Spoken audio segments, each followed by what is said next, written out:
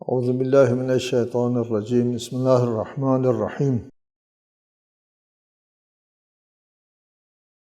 الحمد للہ رب العالمین والصلاة والسلام علی اشرف الانبیاء والمرسلین وآلہ الطیبین الطاہرین اعوذ باللہ من الشیطان الرجیم وترى الأرض هامدة فإذا أنزلنا عليها الماء اهتزت وربت وأنبتت من كل زوج بهيج سورۃ الحج آیت 5 کا آخری حصہ۔ اور آپ دیکھتے ہیں کہ زمین خشک ہے، اور جب ہم اس پر پانی برساتے ہیں تو یہ جنبش میں آتی ہے اور پھر ابھرنے لگتی ہے اور مختلف اقسام کی پر رونق چیزیں اگاتی ہیں۔ حیات بعد الموت کے سلسلے میں ایک دلیل پہلے پیش ہو گئی کہ وہ انسان کی تخلیق ہے، کہ انسان عرضی مخلوق ہے اور زمین سے انسان کو اللہ تعالیٰ نے اٹھایا، مختلف مراحل سے گزارا اور اس میں روح پھونکی اور مردہ زمین کو ایک زندہ انسان کی شکل میں اللہ نے پیدا کیا۔ ایک مثال یہ ہے کہ اس اللہ کے لیے دوبارہ اس انسان کو پیدا کرنا کوئی مشکل کام نہیں۔ دوسری دلیل زمین کی رویدگی، وَتَرَى الْأَرْضَ حَامِدَةً، حمود جمود کو کہتے ہیں، خشک یا جمود یا جامد اور ساکت ہے، اس میں کوئی زندگی نہیں ہے، کوئی رونق نہیں ہے، کوئی نباتات سرسبزی نہیں ہے۔ فَإِذَا أَنزَلْنَا عَلَيْهَا الْمَاءَ، جب ہم اس پر پانی برساتے ہیں تو تین باتیں ہیں، تین مراحل کا ذکر کیا ہے۔ ایک فَإِذَا أَنزَلْنَا عَلَيْهَا الْمَاءَ اهْتَزَّتْ، زمین میں جنبش آتی ہے، وَرَبَتْ، پھر زمین اٹھنا شروع کر دیتی ہے، اور پھر اس کے بعد انبات اگا دیتی ہے، ہر قسم کی چیزیں اگاتی۔ تین مرحلوں کا ذکر ہے۔ سب سے پہلا مرحلہ اہتزت ہے، جنبش آتی ہے، زمین مردہ ہوتی ہے، اس میں سکوت اور جمود طاری ہوتا ہے۔ مردہ زمین جب اس میں پانی جو ہے وہ ڈال دیا جاتا ہے، اہتزت، اس میں جنبش آ جاتی ہے۔ زمین میں جنبش آتی ہے، حرکت آتی ہے، کام کرنا شروع کر دیتی ہے، فعالیت آ جاتی ہے، نشاط آتا ہے۔ پانی آنے سے زمین بیدار ہو جاتی ہے۔ اہتزت یعنی جنبش آتی ہے، بیدار ہو جاتی ہے، کام کرنا شروع کر دیتی ہے۔ یہاں پہ یہ بات ذہن نشین کر لے کہ زمین کے اندر رویدگی کو اللہ تعالیٰ نے ودیعت فرمائی ہے، اس میں یہ صلاحیت موجود ہوتی ہے۔ یہ صلاحیت جو ہے وہ عملی شکل میں اس وقت آتی ہے جب اس کے اوپر پانی پڑتا ہے۔ جب پانی پڑتا ہے تو وہ زمین، خاک، مٹی جو ہے وہ اپنی صلاحیتوں کو برائے کار لانا شروع کر دیتی ہے، اور وہ شروع اہتزت سے ہے، اہتزاز، جنبش سے۔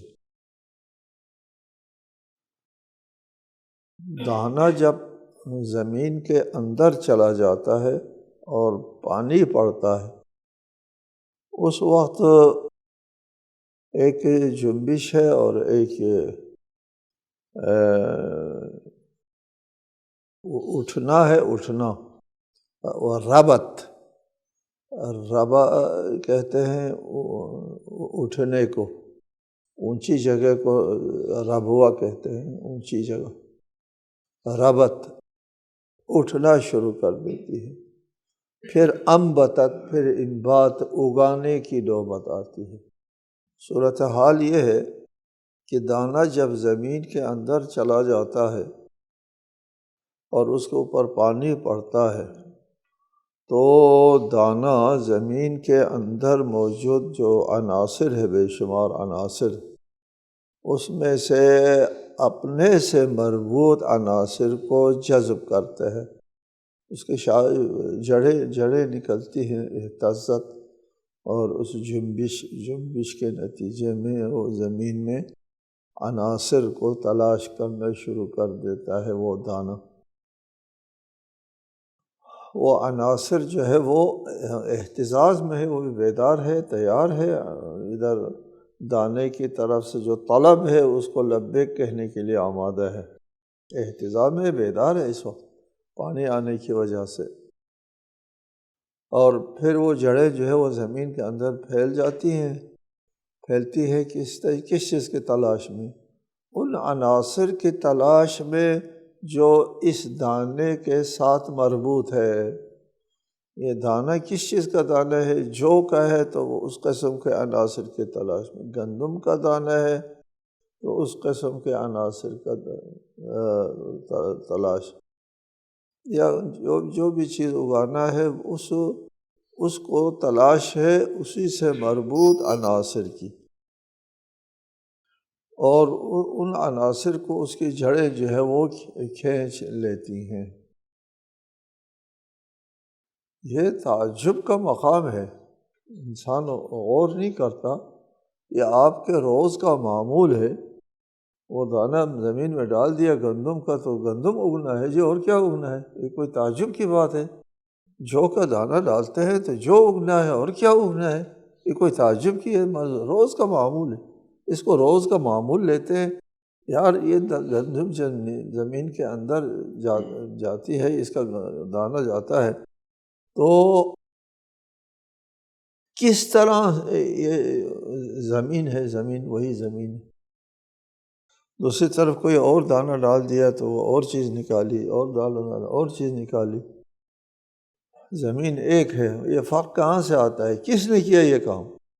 اسے دانے نے کیا ہے، یہ دانے نے کیا ہے، دانے نے اپنے مربوط، نہایت سمجھدار ہے یہ دانہ، نہایت سمجھدار، کہ اس کو پتہ ہے زمین کے اندر موجود 100 سے زائد عناصر میں سے 8-10 عناصر اس نے جذب کرنا ہوتا ہے۔ وہ کون سے 8-10 عناصر جذب کرنا ہے ان کو پتہ ہے۔ دنیا کی کوئی طاقت جو ہے یہ ان سے ہٹ کے یہ کام انجام نہیں دے سکتی، ان عناصر کو تلاش نہیں کر سکتی کہ مٹی بھی نہ ہو اور دانہ بھی نہ ہو اور پانی بھی نہ ہو، یہ سارا سلسلہ آپ خود بنائے نہیں ہوتا نا، نہیں ہو سکتا، کسی سے ممکن نہیں، نہ ان کا انتخاب ممکن ہے۔ وہ زمین کے اندر جا کر کے ان عناصر کا انتخاب کرتی ہیں، وہ جڑیں انتخاب کر کے اس عناصر کو لا کر کے جوڑ دیتے ہیں، اور پھر وہ ربط، جنبش کے نتیجے میں عناصر کا انتخاب ہوتا ہے، اور منتخب عناصر ایک جگہ جمع ہونے کے بعد پھوٹنا شروع کرتا ہے، یہ اٹھنا شروع کرتا ہے، اور پھر وہ ربط زمین سے اوپر سر اٹھاتا ہے۔ سبحان اللہ، یہ تم روز دیکھتے ہو، مردہ زمین کے اندر دانہ جا کر کے اس عناصر سے ایک زمین سرسبز ہو جاتی ہے، اور اس کو روز تم دیکھتے ہو، پھر پوچھتے ہو کہ اللہ تیسے دوبارہ زندگی کیسے دیتے۔ فَإِذَا أَنزَلْنَا عَلَيْهَا الْمَاءَ اهْتَزَّتْ وَرَبَتْ وَأَنبَتَتْ مِنْ كُلِّ زَوْجٍ بَهِيجٍ، اور مختلف اقسام، کل زوج اقسام کو بھی کہتے ہیں، زوج جوڑے کو بھی کہتے ہیں اور اقسام کو بھی کہتے ہیں، کل زوج بہیج، مختلف اقسام کو بھی کہتے ہیں۔ یہ اقسام اقسام مختلف کہاں سے ہوتے ہیں؟ عناصر کی ترکیب مختلف ہونے سے۔ جی، چیزیں کیسے مختلف ہوتی ہیں؟ عناصر کی ترکیب مختلف ہونے سے۔ دیکھیے آپ کے پاس 8 عناصر ہیں، اور پھر یہ 8 عناصر ادھر رکھ لیں آپ، اس میں سے 2 عناصر جو ہے وہ ادھر سے لے لیں تو ایک چیز اگے گی، ان کو ہٹا دیں، ایک اور 2 قسم کے 2 عناصر اس 8 کے ساتھ جوڑ دیں آپ، کوئی اور چیز ہو جائے گی۔ عناصر کی ترکیب کے اختلاف سے چیزوں میں اختلاف ہو جاتا ہے۔ یہ چیز سامنے آ گئی، یہ حقیقت، یہ انسان کا خاک سے اس انسان بننے کی حقیقت، اور یہ پودوں کا خشک اور مردہ زمین سے نکلنے کی جو حقیقت ہے، یہ آئندہ آنے والی نسلیں جو ہیں اس کو اور زیادہ پہچان لیں گی۔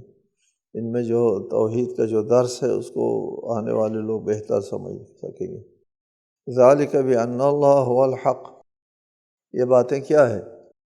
یہ انسان کا خاک سے پیدا کرنا اور مردہ زمین سے رویدگی پیدا کرنا جو ہے، وذالک، وہ ساری بات اس لیے ہے، ذالک بأن اللہ هو الحق، اللہ تعالیٰ کی ذات ہی حق ہے، امر واقع اللہ تعالیٰ کی ذات ہے، حقیقت اللہ تعالیٰ کی ذات ہے، اور پھر اللہ تعالیٰ کی طرف سے کسی کو حقیقت مل جاتی ہے، واقعیت مل جاتی ہے۔ واقعیت پہلے، سب سے پہلے حقیقی طور پر، ذاتی طور پر اللہ تعالیٰ کو حاصل، پھر اللہ تعالیٰ کی طرف سے جس کو واقعیت مل جائے اس کو واقعہ حق مل جاتا ہے۔ جس طرح اللہ تعالیٰ کی وَأَنَّهُ يُحْيِي الْمَوْتَى، اور وہی جو مردوں کو زندہ کرتا ہے، وَأَنَّهُ عَلَى كُلِّ شَيْءٍ قَدِيرٌ، اور اللہ ہر چیز کے اوپر قادر ہے۔ ہر چیز، مثلا اللہ تعالیٰ کی ذات جو ہے وہ حی ہے، حیات خدا حقیقی حیات ہے، ذاتی حیات ہے، کسی کی طرف سے نہیں ہے۔ اور پھر باقی جو زندے ہیں ان کے لیے اللہ تعالیٰ کی طرف سے زندگی ملنے کی وجہ سے وہ زندہ ہو جاتا ہے، اس کی زندگی حقیقی نہیں ہے، مستعار ہے، اس کی زندگی مستعار ہے۔ بالکل اسی طرح اللہ تعالیٰ بھی حق ہے، مثلا آپ کا وجود بھی حق ہے، آپ ہے نا، موجود ہیں، یہ آپ ایک موجود ہے، ایک حقیقت ہے، ایک حق ہے۔ حق کا شیء اذا ثبت، ایک ثابت چیز ہے، آپ بھی تو حق ہے، لیکن اللہ تعالیٰ حق ہے، بذات خود حق ہے، اور آپ بھی حق ہے، اللہ تعالیٰ کی طرف سے عنایت ہونے کی وجہ سے حق ہے، بذات خود آپ کچھ نہ تھے، ہم کچھ نہ تھے۔ اگر اللہ تعالیٰ نے ہم کو حقیقت نہ دی ہوتی، حق نہ دیا ہوتا، وجود نہ دیا ہوتا، ہمارا حق ہونا، ہمارا موجود ہونا مستعار ہے، ہمارا وجود ظلی ہے، سایہ کی طرح ہے، اور اللہ تعالیٰ کا وجود حقیقی و ذاتی ہے۔ ذالک بأن اللہ هو الحق، یہ ساری بات اس لیے کہ کوئی چیز مثلا پہلی مرتبہ وجود میں آتی ہے، پھر وہ دنیا سے ناپید ہوتا، پھر اس کے بعد دوبارہ وجود میں آتی ہے۔ یہ سب کچھ کس لیے ہے؟ وہ اس لیے ہے کہ حق اور حقیقت اللہ تعالیٰ کا مال ہے، وہ جس کو دے وہ ہو جاتا ہے، نہ دے نہیں ہوتا ہے۔ حق اللہ کا مال ہے، وَأَنَّهُ يُحْيِي الْمَوْتَى، اور مردوں کو زندہ کرتا ہے اور اس کو وجود دیتا ہے، اس کو ثبوت دیتا ہے، وہ اللہ دیتا ہے، جی اس کے پاس خود سے موجود نہیں ہے۔ وَأَنَّ السَّاعَةَ آتِيَةٌ لَا رَيْبَ فِيهَا، وَأَنَّ اللَّهَ يَبْعَثُ مَنْ فِي الْقُبُورِ، اور یہ کہ قیامت آنے والی ہے جس میں کوئی شک نہیں، اور یہ کہ اللہ ان سب کو اٹھائے گا، ان سب کو اٹھائے گا جو قبروں میں ہیں۔ وَأَنَّ السَّاعَةَ آتِيَةٌ، قیامت آنے والی ہے۔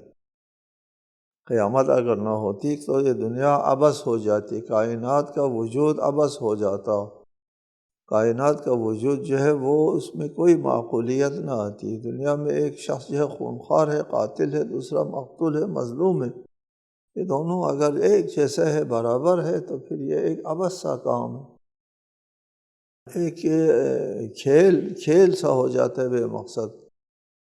کوئی اس کا حساب کتاب اگر نہیں، حساب کتاب کا ہونا اس کائنات کی معقولیت کے لیے، اس کائنات کی حقانیت کے لیے، اس کائنات کے عبث ہونے سے نکلنے کے لیے ضروری ہے۔ وَأَنَّ السَّاعَةَ آتِيَةٌ، قیامت ہر صورت میں آنے والی ہے، لا ریب فیہا، اس میں شک کی گنجائش نہیں ہے۔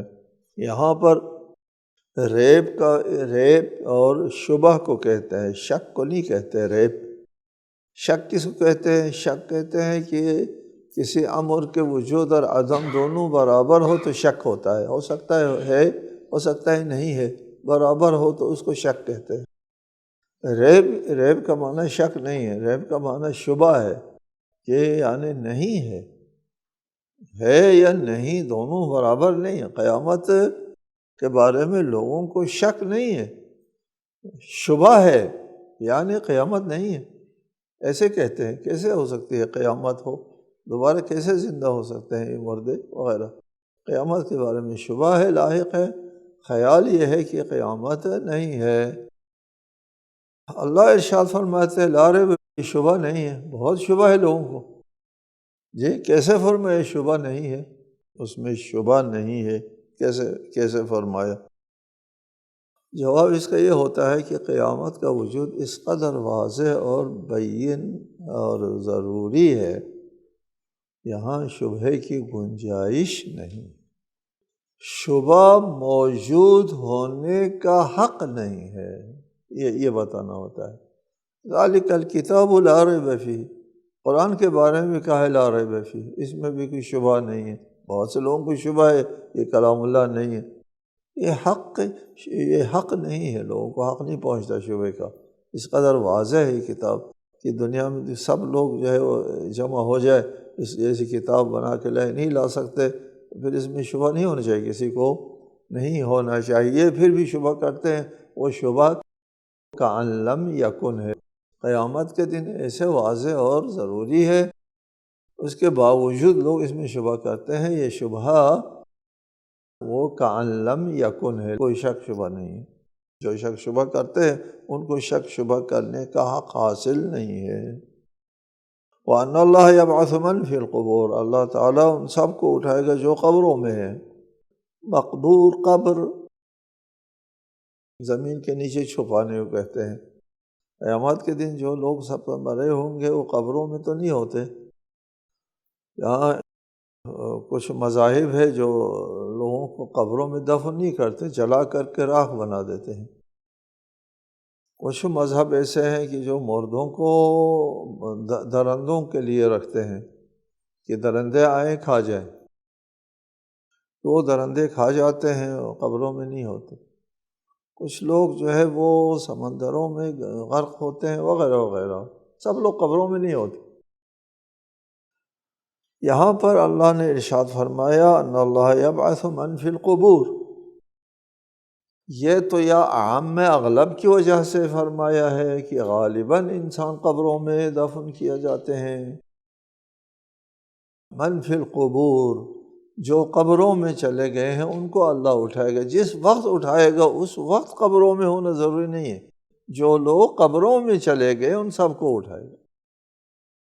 ایک صورت یہ ہے۔ دوسری صورت یہ ہے قبر سے مراد ہے جو زمین کے اندر ہے، زمین کے اندر ان کے ذرات، خواہ اس نے راکھ بنایا یا جو کچھ بھی بنایا، اس کے جو ذرات ہے وہ پھر بھی زمین کے اندر موجود ہے، زمین میں گم ہے، زمین کے اندر موجود ہے۔ یہاں اس زمین سے اٹھ کے کسی فضا میں تو نہیں رہ سکتے اس کے اجزاء، وہ جلا بھی دے کچھ بھی کر دے، پھر آپ بالآخرہ اس کا جو کاربن شاربن ہے اور باقی راکھ شاخ ہے وغیرہ سب نے زمین کی طرف جانا ہے دوبارہ، وہ تو ہوتے زمین میں ہے، وہ قبر میں ڈالے یا نہ ڈالے بالآخر زمین میں ہوتا ہے، اور اٹھانا زمین سے ہے، زمین کے اندر پوشیدہ اجزاء جمع کر کے وہاں زمین سے اٹھائیں گے۔ اس لیے خواہ ان کو قبروں میں دفن کیا گیا ہو پھر بھی قبروں میں ہے، نہ کیا گیا ہو پھر بھی قبروں میں ہے۔ وَمِنَ النَّاسِ مَن يُجَادِلُ فِي اللَّهِ بِغَيْرِ عِلْمٍ وَلَا هُدًى وَلَا كِتَابٍ مُنِيرٍ، لوگوں میں کچھ ایسے بھی ہیں جو اللہ کے بارے میں بغیر کسی علم اور ہدایت اور کتاب منیر کے کچھ بحثیاں کرتے ہیں، روشن کتاب کے بغیر، کتاب منیر روشن کتاب کے بغیر، من یجادل فی اللہ اللہ کے بارے میں بحث و مباحثہ کرتے ہیں، اللہ کے بارے میں۔ اللہ کے بارے میں بحث و مباحثہ کرنے کے لیے ایک تو یہ ہے کہ اللہ تعالیٰ کے وجود کے بارے میں بحث کرتے ہیں، یہ اللہ تعالیٰ کے وحدانیت کے بارے میں بحث کرتے ہیں، اللہ کی خالقیت کے بارے میں بحث کرتے ہیں، اللہ کی رازقیت کے بارے میں، اللہ کی معبودیت کے بارے میں، اللہ کی مدبریت کے بارے میں، ربوبیت کے بارے میں، اللہ کی ذات اور صفات کے اللہ کے حیات کے بارے میں بحث کرتے ہیں، فی اللہ اللہ کے بارے میں بحث کرتے ہیں۔ اللہ تعالیٰ کی ذات کے بارے میں بحث کرنے کے لیے ارشاد فرمایا نہ ان کے پاس علم ہوتا ہے، نہ ہدایت ہوتی ہے، نہ کوئی روشن کتاب ہوتی ہے۔ تین چیزوں میں سے ایک کے ذریعے اللہ کے بارے میں بحث ہو سکتی تھی، ان کے پاس ان میں سے ایک بھی نہیں ہو۔ سب سے پہلے علم ہونا چاہیے، انسان کو بذات خود علم ہو کہ اللہ تعالیٰ کیا ہے، اللہ کی حقیقت کیا ہے، اللہ کی ربوبیت، اللہ کی مدبریت، خالقیت وغیرہ کیا ہے، بذات خود علم ہو۔ کائنات میں کسی کو بذات خود علم نہیں اللہ کے بارے میں، خود اللہ تعالیٰ کو بذات خود اپنے بارے میں علم ہے، اللہ کو خود اللہ جانتا ہے، علم حضوری کے طور پر، ذاتی علم کے طور پر، کسی کا دیا ہوا نہیں، ذاتی علم کسی کا دیا ہوا ہے وہ ہدیٰ ہے، ہدایت ہے۔ ذاتی علم صرف اللہ تعالیٰ کے پاس ہے اپنے بارے میں۔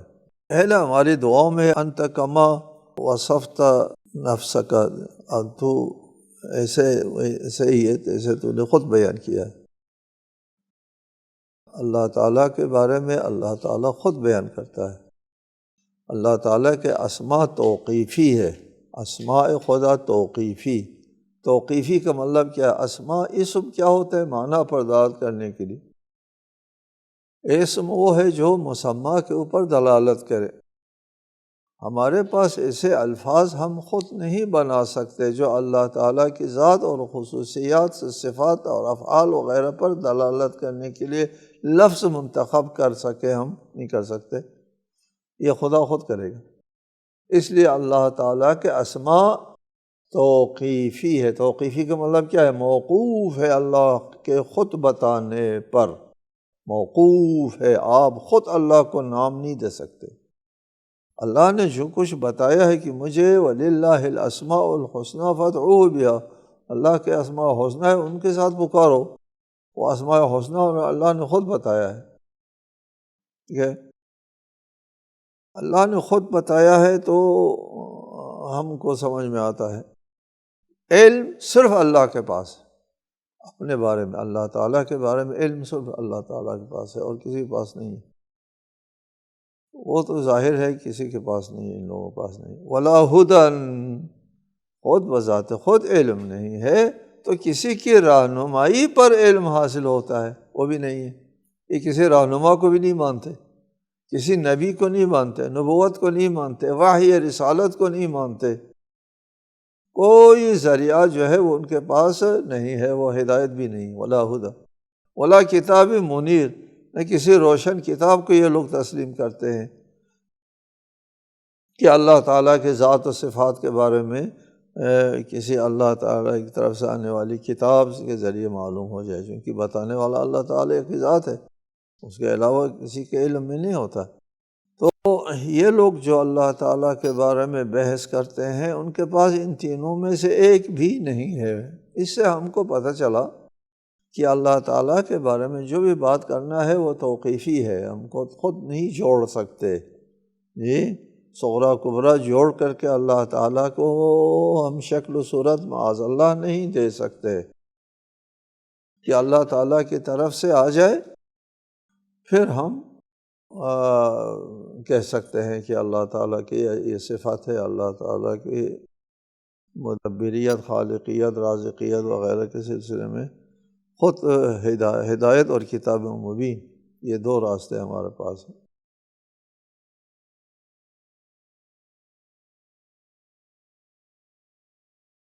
ثانی عطفه لیضل عن سبیل اللہ لہو فی الدنیا خزی ونذیقہ یوم القیامت عذاب الحریق، تاکہ متکبرانہ انداز میں لوگوں کو راہ خدا سے گمراہ کریں، اور اس کے لیے دنیا میں خواری ہے، اور قیامت کے روز ہم اسے آگ کا عذاب چکھائیں گے۔ یہ لوگ خدا کے بارے میں بحث کرتے ہیں، مباحثہ کرتے ہیں، کش بحثیاں کرتے ہیں بغیر کسی سند اور دلیل کے۔ جو سند اور دلیل ہو سکتی ہے سب کے منکر ہے، کسی سند اور دلیل کے قائل نہیں ہے، اور اس کے باوجود کہتے ہیں اللہ تعالیٰ نے ہماری زندگی کو سپرد کیا ہے فلاں کے، اور فلاں شعبے زندگی کو فلاں کے سپرد کیا ہے۔ اس قسم کی چیزیں کہ اللہ نے یہ کیا ہے، اللہ نے یہ نہیں کیا ہے، اس قسم کی باتیں وہ لوگ کرتے ہیں بغیر کسی سند کے۔ یہ باتیں کیسے کرتے ہیں؟ ثانی عطفہ، تکبر، متکبرانہ یہ بات کرتے ہیں۔ ثانی، الثنی، الثنی پہلو موڑنے کو کہتے ہیں، شارنا پھیرنے کے لیے۔ کیوں؟ یہ تکبر کی علامت ہے، اس طرح یوں پھیر جائیں۔ ثانی پھیرنے کو کہتے ہیں، عطف ہی پہلو کو، پہلو پھیرتے ہیں، العطف پہلو، الثنی پھیرنا، وہ اپنے پہلو یوں پھیرتے ہیں متکبرانہ۔